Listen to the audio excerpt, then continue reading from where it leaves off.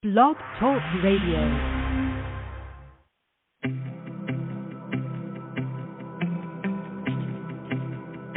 Welcome to Empowered Living with Brenda Pierce, the Empowered Nurse.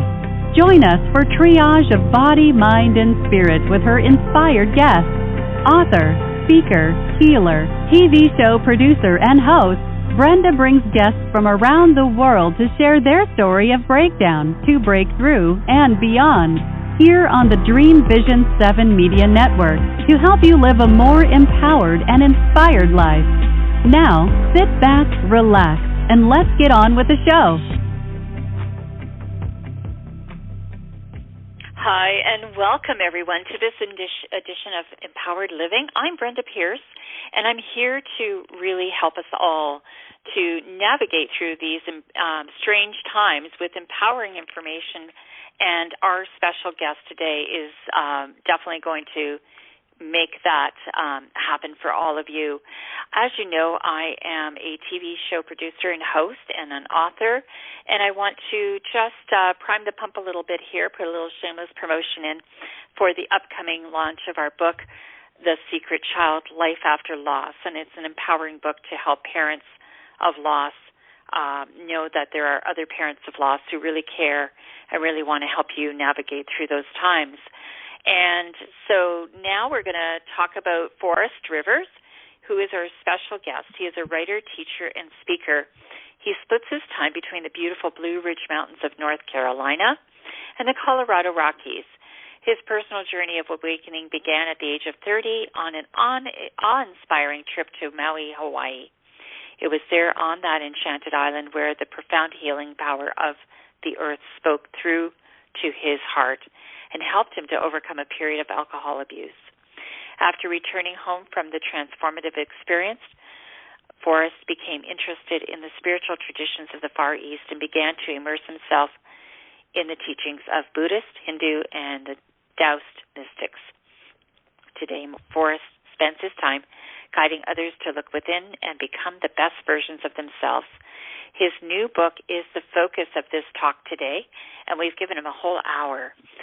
His book is called COVID-19 and Humanity's Spiritual Awakening, and it is now on Amazon, and you can also get it at forrestrivers.com as well. So, Forrest, welcome to the show. Hi. Thank you so much, Brenda, for having me. It's an absolute honor to be on your show. Well, you know, it's an honor to speak to people who can see some positivity come from this dismal time that we're living in. And I think that, you know, as soon as I read about your bio and what you were offering to speak about, I thought we all need a little bit more compassion and unity in realizing that there is some good to come out of this. And so I really wanted you to be on the show. So here we are. Oh, my goodness. Oh, man. I'm so excited. Well, thank you. Yeah. So, you know, you had this amazing spiritual awakening happen in Maui, and it was at a time in your life where it seemed to be the lowest point in your life. And it seems like when we hit the low, we never know if it's the lowest we can go or if that's it. But I think when you receive some blessings and some awakening yourself, that's when you know you've hit your lowest point and you can only go up from there, right? Absolutely. What I found in my experience was it really took a lot of suffering for me to awaken. And at the time, right before that trip, you know, I was in a low point. I didn't have very good self-confidence. My general attitude has always been one of positivity, but I found myself in a negative place, really doubting myself, where I was going in my life. And that one trip, for some reason, it just awoke my spirit and helped me realize that the suffering was something of a sandpaper for my awakening. And I think that's really important for everyone to be aware of, that no matter what you're going through, no matter how much suffering, whether it's a death of a loss of a loved one, or you're going through a period of addiction, or you're going through a breakup, whatever it may be, that strengthens you, and that can lead to your own awakening and your own self-improvement. And that did that for me. Wow, that's great. And, it's that realization that you've been given this opportunity that is really enlivens and puts you on a path where you just know that you know that you know you're on the right path, right? Yeah. It's something that's intuitive, and when I had that initial awakening, for me, and I think everybody's awakening, something different sparks that. But for me, it was nature, and nature's been a big part of my life since that point, since that trip to Maui.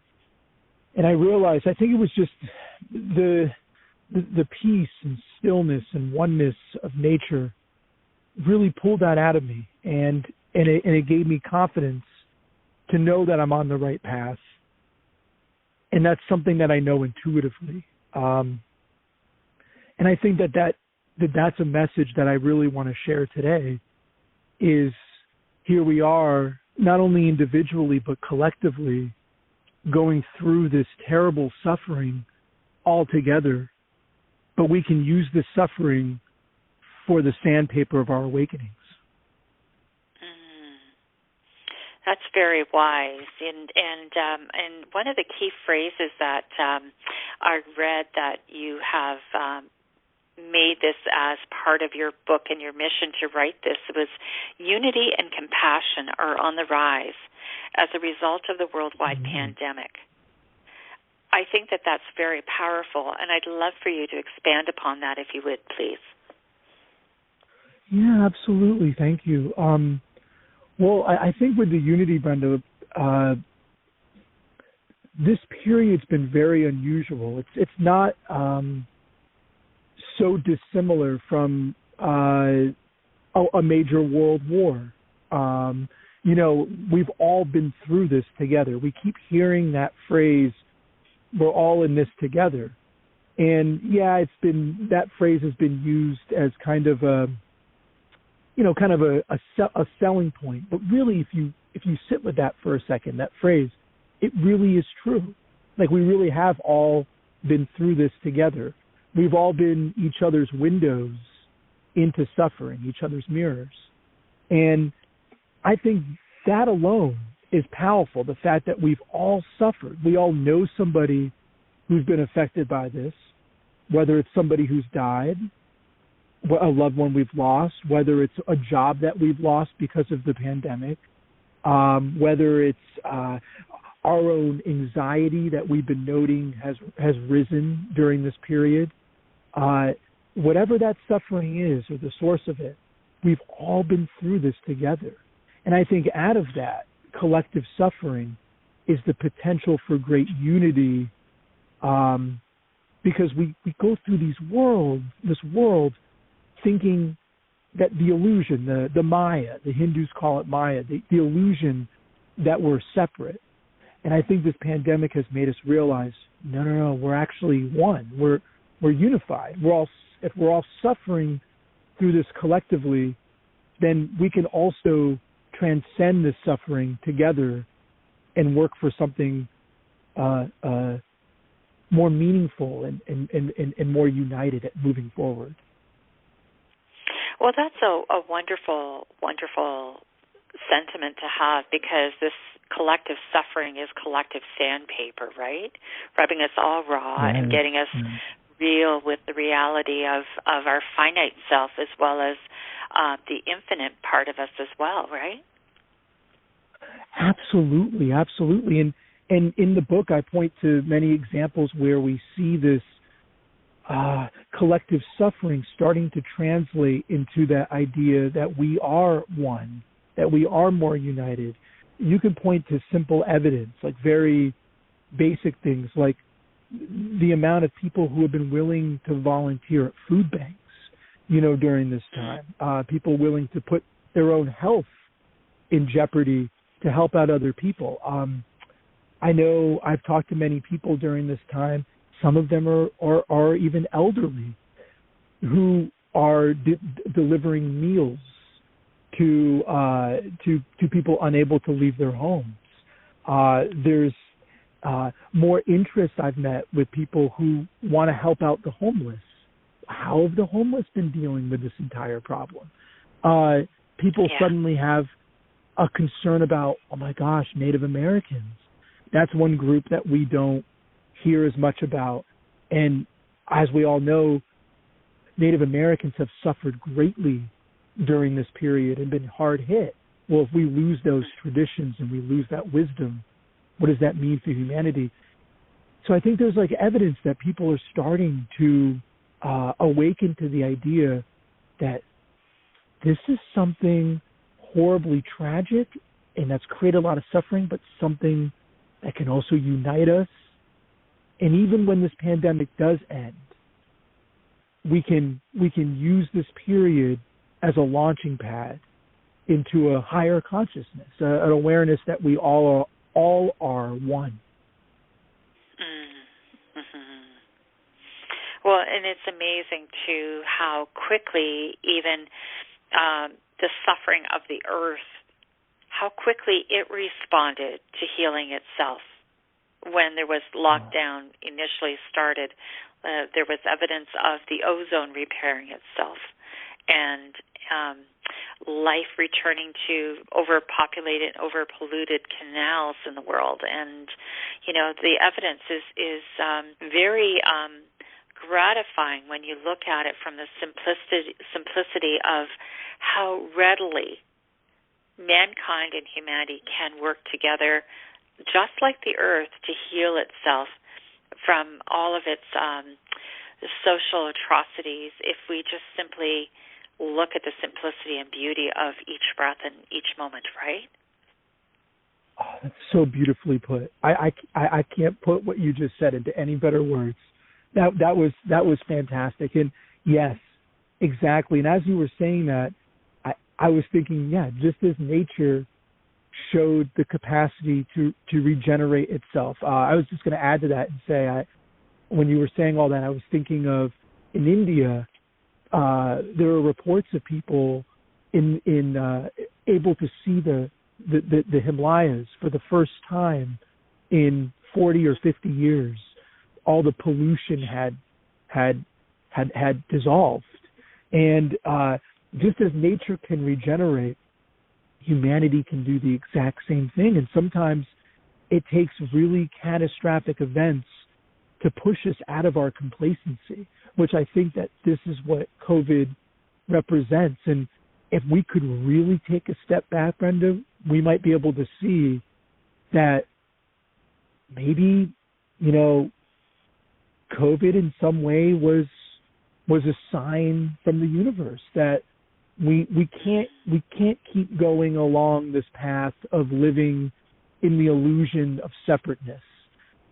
We can't keep destroying the planet. We can't keep destroying ourselves. We need to move in a way that evolves our wisdom, our compassion in a higher consciousness. That is amen to that, right? Like, oh my goodness, the ability of humanity to want to gravitate towards comfort and peace rather than pain and displeasure is a natural element of human consciousness. We don't want to live in pain and separatism, and do you think that collectively we brought this on together as as tragic as it is and as uncomfortable as it is? Do you think that as a consciousness we brought this together because we needed something to pull us back together?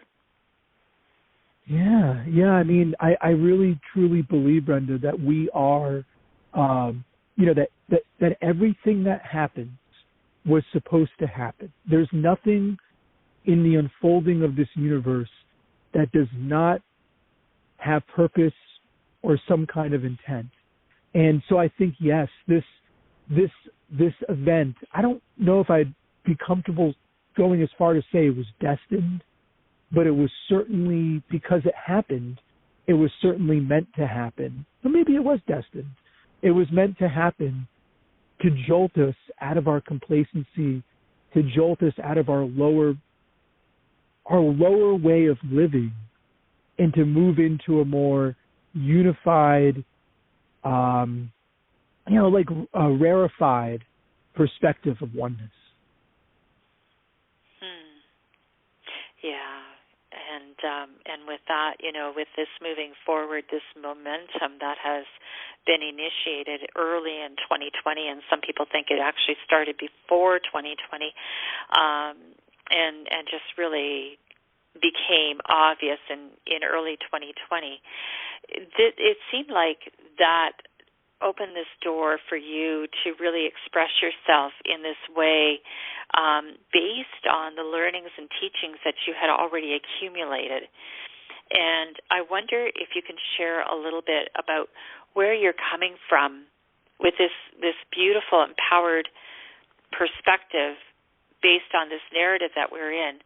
What was it from the time that you had this earth-shaking awakening to the time that you wrote the book? What is it in there that really propelled you forward? Would you share? Yeah, absolutely. That's a wonderful question, Brenda. So, after I returned from Hawaii, from that initial awakening, I became really interested in spending even more time in nature. It became something that was not just recreational for me anymore, but something that was a true spiritual connection. And so I think nature changed me from the inside out, and it made me more sensitive to the interconnectedness of everything. Because let's face it, you can't go swimming in the water or hiking in the mountains. That's where I spend a lot of my time, or even gardening, right, and not feel your natural connection to everything that is it. So I'd say, like, when I got back from Hawaii, nature really became the catalyst of my yearning, my wanting to share this message of oneness with people. That was developing as I was spending more time in the natural world. And then simultaneously, when I got back from Hawaii, I started spending a lot of time meditating. And with that, I was introduced to a beautiful teacher, and I mentioned him in the book. His name is Dave Smith. And Dave Smith is a meditation teacher I met in Nashville, Tennessee. He now lives in Colorado. And he introduced me to the Theravadan tradition, very mindfulness-oriented. And we did a lot of breath work, and we did a lot of loving kindness or metta meditations. And he was one of the most compassionate and beautiful teachers I had. He basically came from a very rough background. He had been through tremendous suffering himself and his own addictions, and rose above it all. And seeing that in him, that how he worked with his own suffering, became something of a mantra, I guess, for my life moving forward. That's awesome. Sometimes you just need that life spring, right? And that could be another person or situation that can propel you into a new knowingness. That's great. Beautiful. Absolutely. So with this heightened knowingness and appreciation for the life that you've been given and overcoming adversity yourself, do you feel like you're just starting to get living in your life? It's funny. I found, Brenda, the more I go along this path of awakening, I truly mean this. The more I'm aware I don't know, I truly feel like there's so much I still need to know. In fact, with every step on this path, I feel like I'm kind of like a newborn in some sense. And I don't know. There's so much I don't know. It's made me more aware of how much I don't know. And if anything, I feel like I'm just now starting to hit my stride. And part of that is being able to express this feeling of interconnectedness I was speaking to before, and my wanting to share that with people. And I feel like that's like kind of like the first step in really living now. I feel comfortable now to be a messenger, not the message, but a messenger, just one of many, where all of the inspiration I've felt can flow through me. Wow, that's nice.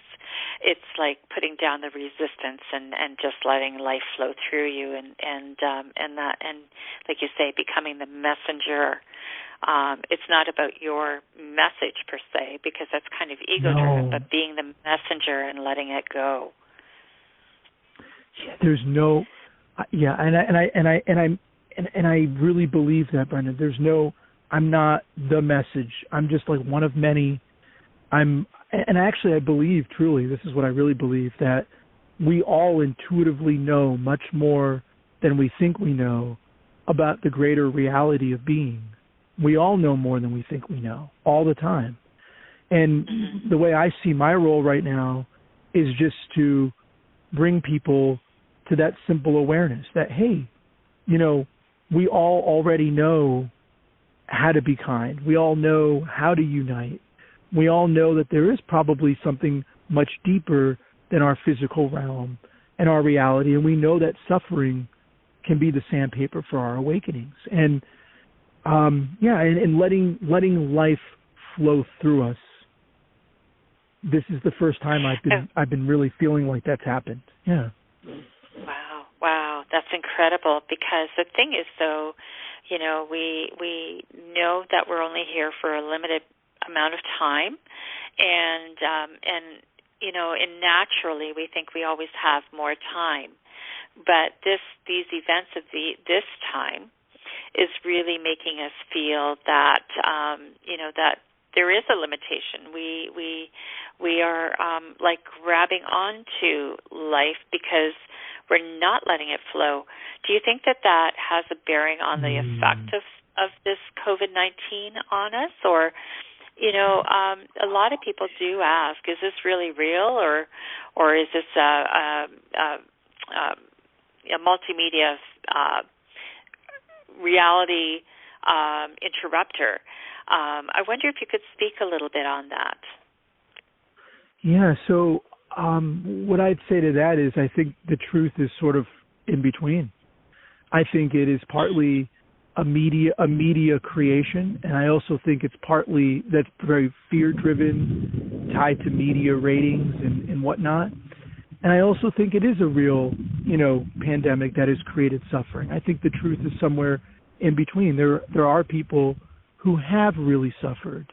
For some of the, people have suffered. People have died. People have lost loved ones. People have lost jobs, their livelihood. There is some very real suffering.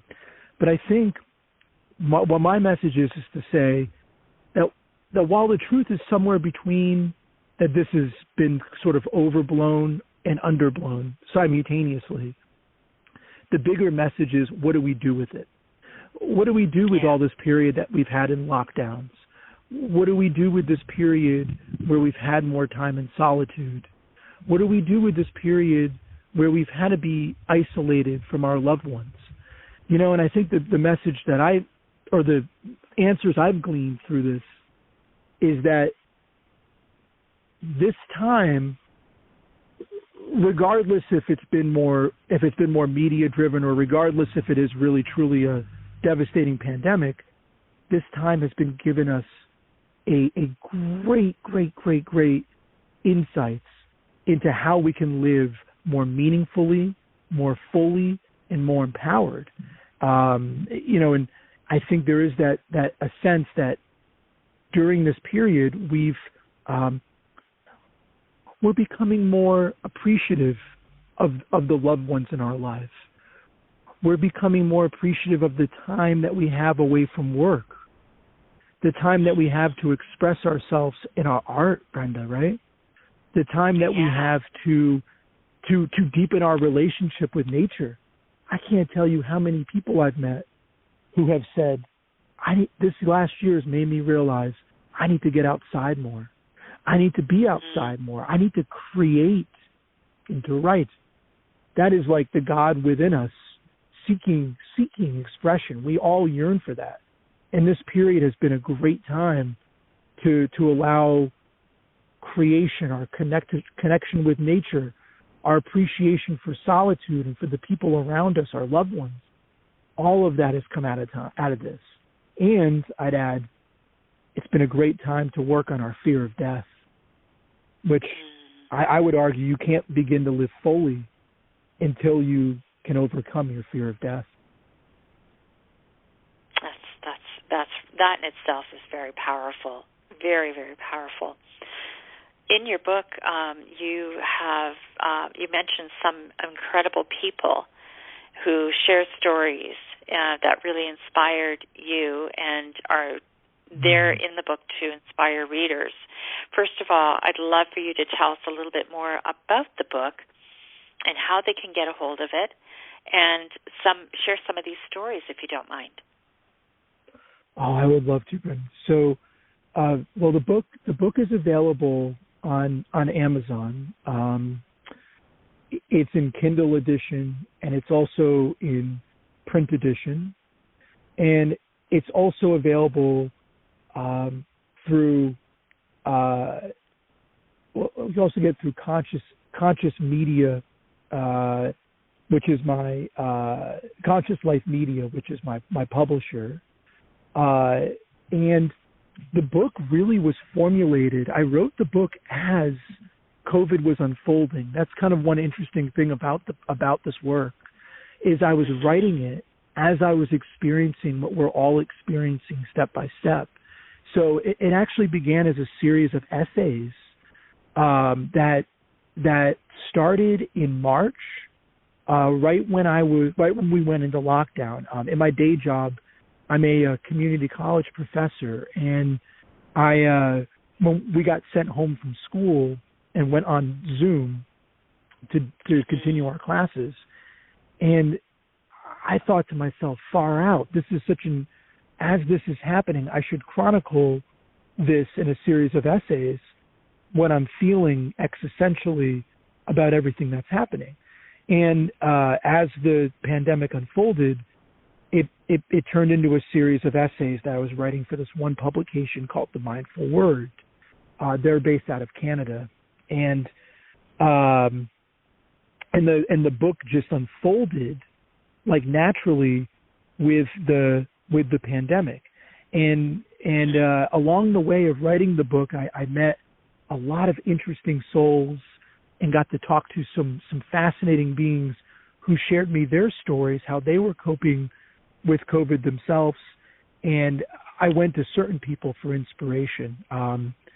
And one of my favorite stories, absolutely, was meeting, and you might remember this, meeting an AT hiker when I moved back from Colorado to the Smoky Mountains, which has like my heart and soul.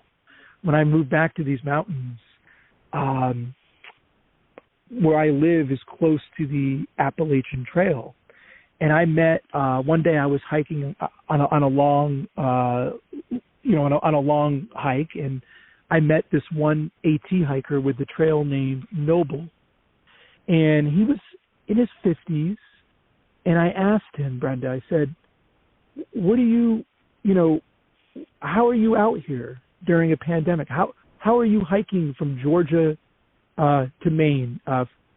For any listeners out there, the Appalachian Trail is a 2,100-mile pilgrimage, basically from Georgia up to the top of Maine. And he was on this pilgrimage, and he said to me something I'll never forget. He said, I hike because it inspires me. And no pandemic is enough to put the fear in me not to live. And basically he was saying, what he was communicating to me at that time was, there's two ways to respond to this period. There's fear and dread, and it's really, and there's a second way. You can use this period, COVID, to empower yourself and to use this time to challenge yourself. And that really sat with me, and that was one incredible story. I always draw inspiration from Appalachian Trail hikers.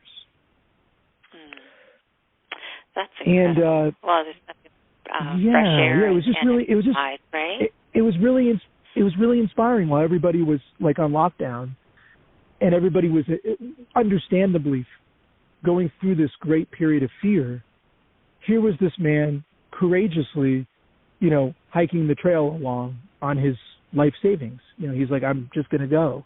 And he was safe along the way. I don't even, he wore masks and socially distanced when he went into the shelters and all that. But for him, this was just his way of saying, I'm going to use this period to work on myself. And I knew many people who did that. I have other friends who use this period to deepen their relationship with organic gardening. I knew people during this time who moved off the grid and tried living more sustainably and back with the earth. I have another friend who started an uplifting and inspiring YouTube channel that now has 30,000 followers. It's brought a lot of joy to people. There's just so much inspiration I've drawn from this period from people around me.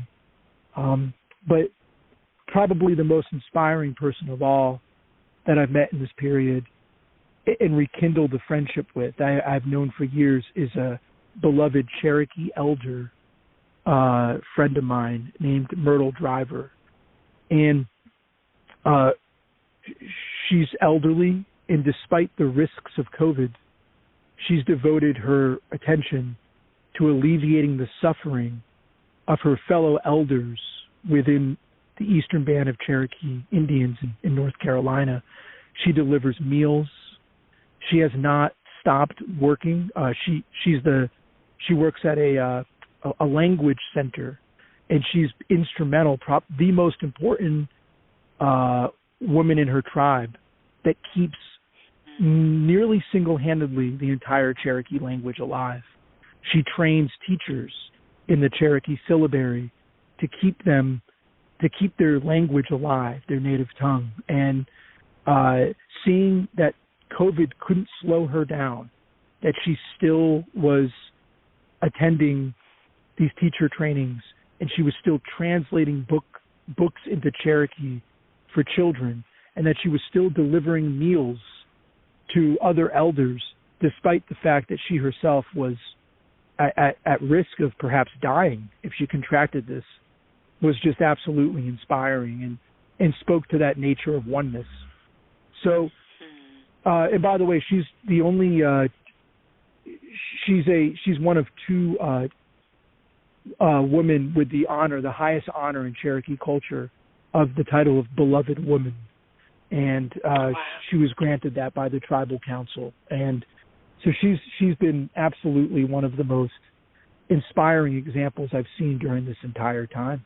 And so it's stories like that I wanted to share with people, to let them know, yes, the fear that you're feeling is understandable and normal, but you don't have to let it paralyze you. You can use this time to empower yourself, improve yourself, spiritually awaken, and serve others. And there's a beautiful quote that I love, and it comes from Ram Dass, who is one of my most inspiring. I never met him directly, but he's been one of my most influential spiritual teachers. And the term is love, serve, remember. And that's something that I think all the people I've met during this time and who I've tried to share in the book, they capture that. The love, serve, remember. Wow. Well, that's very powerful. And so many people live in fear as well, and fear is false expectations appearing real, or face everything and rise. It is truly a choice, isn't it? It's always a choice, Brenda. It's always a choice. It's always a choice how you meet the fear, how you meet the suffering. We always have that choice. And while it may appear to us that we have no control over the suffering, we have absolutely control on how we respond to it. And obviously when we suffer, fear is one of the most common emotions we feel. But we can decide to meet that fear head on and use it for our own self-empowerment. That's true. That is so true. So in self-empowerment, then there are some practices that people can do to find greater peace within themselves during these times, and also apply it to any other situation that comes along. You've obviously made a study of these practices and wondered if you could share some of these with us. Yeah, absolutely. So I would say for me, one of the most powerful practices is just simply mantra meditation. Every morning I try to put aside between 20 and 30 minutes. It doesn't have to be a very long time. 20 to 30 minutes to start your day with a positive affirmation. It could be one of gratitude. For example, I am grateful for this day. Please shine upon me with grace and blessings.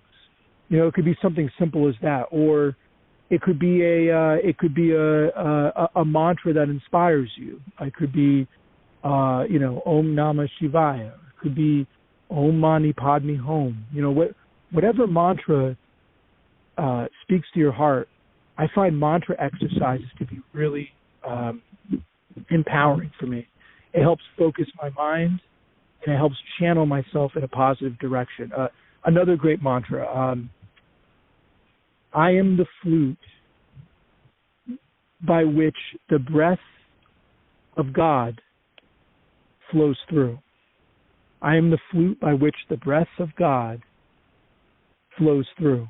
And that's just something like that just like sets your intention for the day. It's positive, it's uplifting, and it carries out throughout your entire course of your day. So mantra meditation's been really big for me, and I think more than any, Brenda, we've all seen, since we're all in this together, we've all been through this collective suffering. Love and kindness meditations. That is incredibly inspiring, and all you really do is just picture it's a breath exercise, and on your in breath you picture a pink or a white light, the colors of love. It may be a green light for you, whatever color it may be, and you picture breathing that light of love into your heart space, and then on the out breath you breathe that love out to your friends, out to your family, and then eventually out to your community, out to your city, out to your state, out to the country, out to the world. And it's the basic loving kindness meditation. It comes from the Theravada and Buddhist tradition, and I've found that to be one of the most powerful exercises for instantly putting you in that place where, oh yeah, we are one. I'm not separate from everything. We are connected. So love and kindness meditations, mantra meditations, and honestly, Brenda, ample time spent in nature. I think spending time in nature in solitude, if you don't have nature in your backyard, that's okay too. You can garden. I have many friends who I talk about in the book, and I just mentioned them earlier. I have some friends who started up their own beautiful, inspiring organic garden, and they live in the middle of Nashville, Tennessee, in the city. And they found their connection to nature through that way. I think for me, one of my deepest spiritual practices has been ample time spent in the natural world. And I would encourage that for all listeners, to spend as much time as you can communing with the earth, because for me personally, Brenda, there's no higher truth than nature. I think the earth speaks wisdom. Well, the earth has a magnetic pulse that really creates a resonance within ourselves, and when we're not resonating with the earth, then we become very dystonic, dysfunctional, and so there is great power, not just from the tactile experience or the sensorial experience, but actually because of the life experience.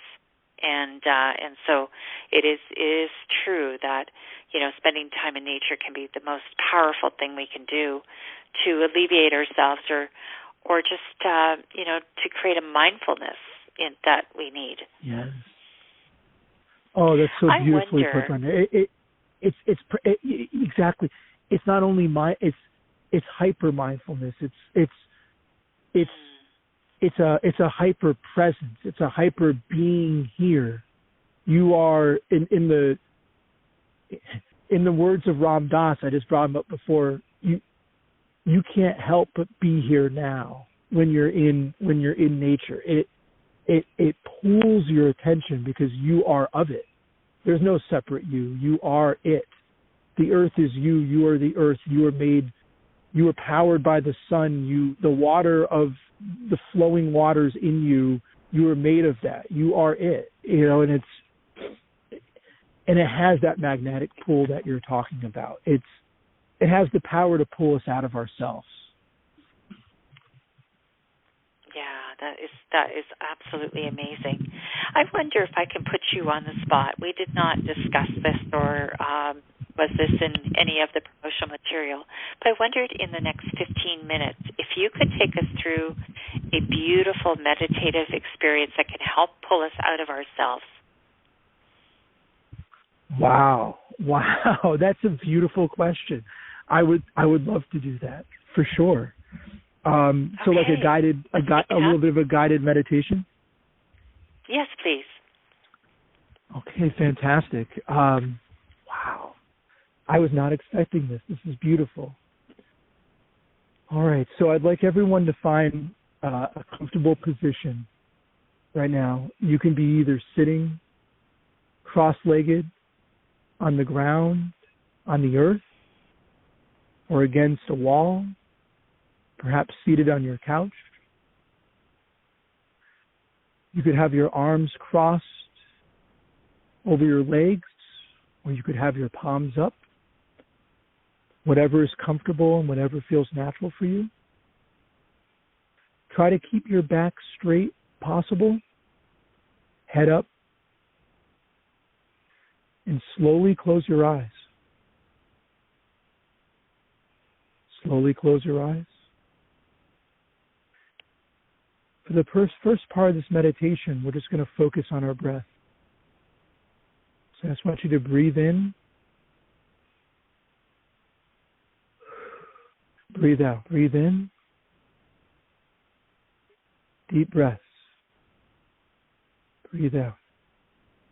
Your breath is your life force, your essence.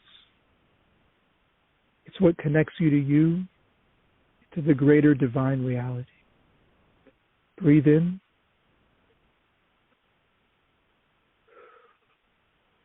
Breathe out.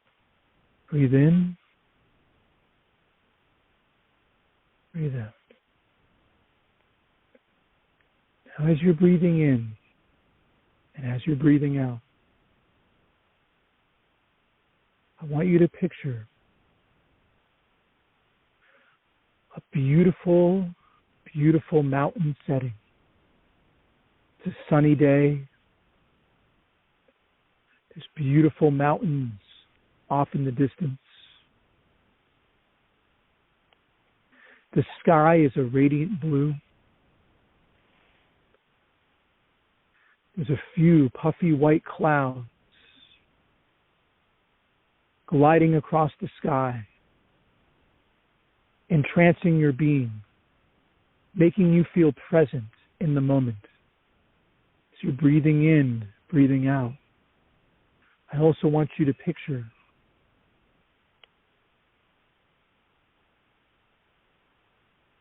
animals surrounding you.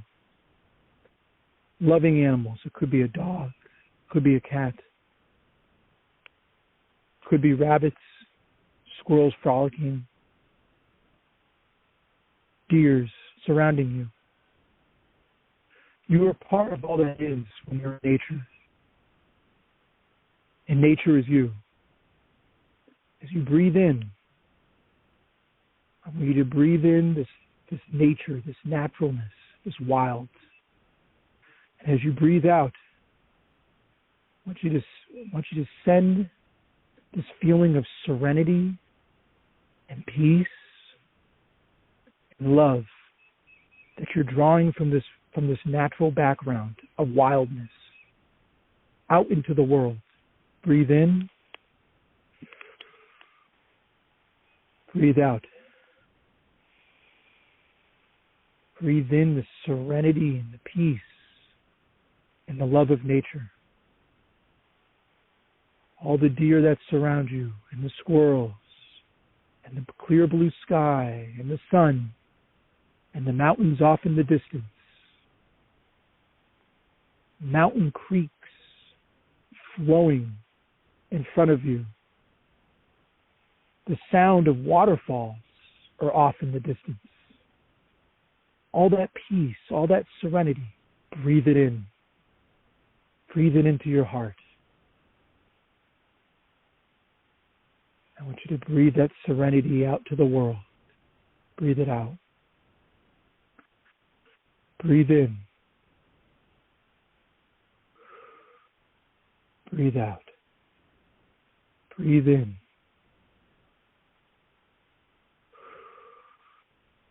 Breathe out.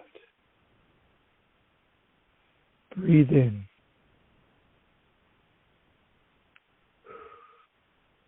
Breathe out. Now, as you continue to breathe in and out, set against this backdrop, the imagery of Mother Nature, I want you to say this mantra to yourself. I am at peace. I am at ease. Peace. I am at ease. Breathe in. Breathe out. I am at peace. I am at ease. Breathe in. Peace. I am at ease. Breathe in. Breathe out. I am at peace. I am at ease. In the last couple minutes here, we're going to change up the mantra a little bit here. It's going to be, may all beings be at peace. May all beings be at ease. Breathe in. Breathe out. Still set against the backdrop of Mother Nature. Breathe in. Breathe out. May all beings be at peace. May all beings be at ease. Breathe in.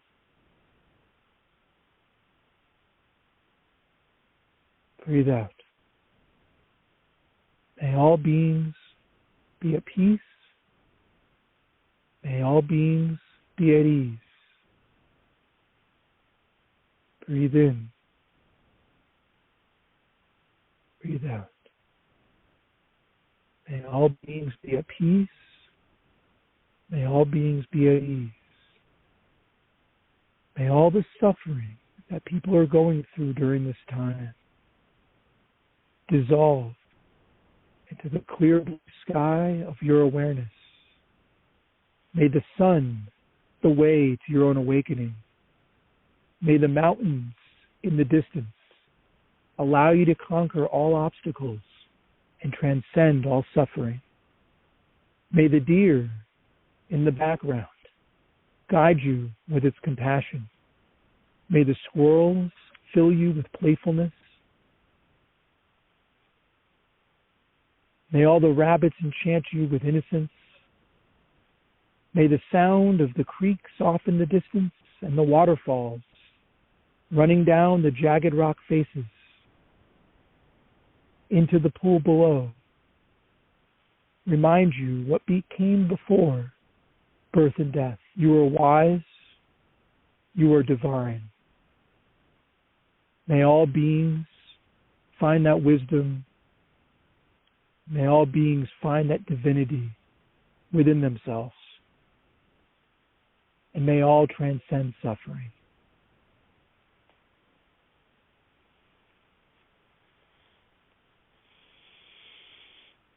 Om Shanti. Om Shanti. That is absolutely beautiful. I was transported to the mountains, and I'm sure our listeners will enjoy that as well, Forrest. That's beautiful. Thank you for letting me. I've never had anyone ask me that in any kind of interview. That is one of the most meaningful moments I've had in any kind of interview before, I can honestly say. Well, I'm just honored to be able to have you share that with us. You know, it's one of those things, we can talk about the experiences, but actually bringing them to life for people in such a beautiful way is truly empowering. Thank you. And I a lot of that imagery came from living in the mountains. They've truly inspired me more than I can even put into words. They've been my greatest teachers, and I just wanted to share some of that with everybody. Wow, it's beautiful. The mountains have been here generations upon generations before us, and will be here generations beyond us. And so to have a moment with that imagery is truly anchoring us into the reality of now, and all is calm and all is peaceful when you do that. You know, this breath, you have to do a breath check. This breath, this moment, this second of now is all we really have. And if we can make it peaceful, it is truly all we have. And to make it more real than just a passing breath is powerful. That's beautifully put. The breath is a reminder that the transcendent is present in this moment. It's there. It's always there. It's always there. Yeah. The transcendent is present in this moment. That's another good mantra, by the way, too, that I do sometimes. The transcendent is present in the moment. Awesome. Well, we are honored, and Forrest, your soulfulness and sincerity and just pure love of humanity shines through your conversation. And I would love our listeners to visit your website. So if you could share details and what they can expect when they visit your website would be wonderful. Sure, absolutely. First of all, I just want to say it's been an absolute pleasure and honor to share this time with both you, Brenda, and your listeners. Absolutely an honor. I can't think of a better use of time than this. And you can visit my website at www.forrestrivers, FORREST, and then rivers.com. I have a blog on there where I post daily inspirationals. Sometimes it's a short story. Other times it's reflections. Other times it's a poem. But it's all meant to inspire hope and peace within you. So you can engage through the blog. And I also have a Forrest Rivers Facebook. You could just type that in and you'll find me. I'm also shortly going to be starting a YouTube channel that'll also be under the name Forrest Rivers, and it'll just be basically daily inspirationals, and that'll be starting within the next couple weeks. But right now, you can find me on forrestrivers.com and engage me on my blog, Facebook, and the book is available for purchase, COVID-19 and Humanity's Spiritual Awakening, on Amazon and through Conscious Life Media. And I just am grateful for this opportunity. So thank you.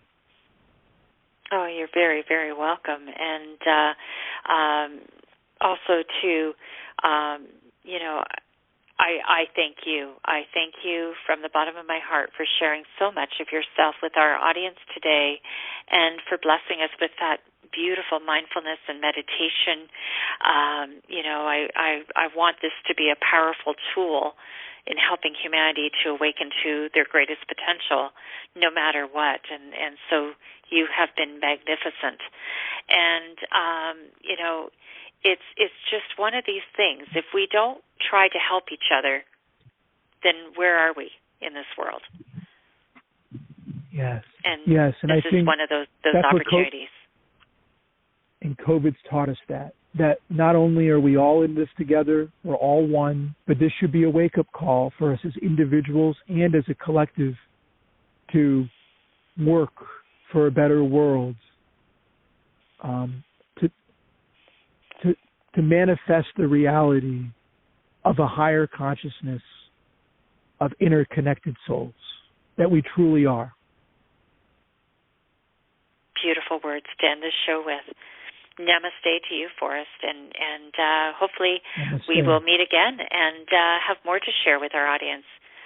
So thank you very much, everyone, for listening to Empowered Living, and join us next time for more wonderful, inspired tips and techniques and empowerment made just for you. Bye for now. Thank you. Do you experience frequent headaches, sleep disturbances, skin prickling and burning, rashes, transient muscle and joint pain? Do you sit in front of your computer or under fluorescent lights for long periods of time? You could be experiencing electromagnetic sensitivity. Reduce the ravages with PEMF therapy. Just 8 minutes twice daily will calm your body down to healthy resonance and regeneration. Reduce stress and promote well-being. Find out more today by visiting www.pemfconsultant.com. That's www.pemfconsultant.com today.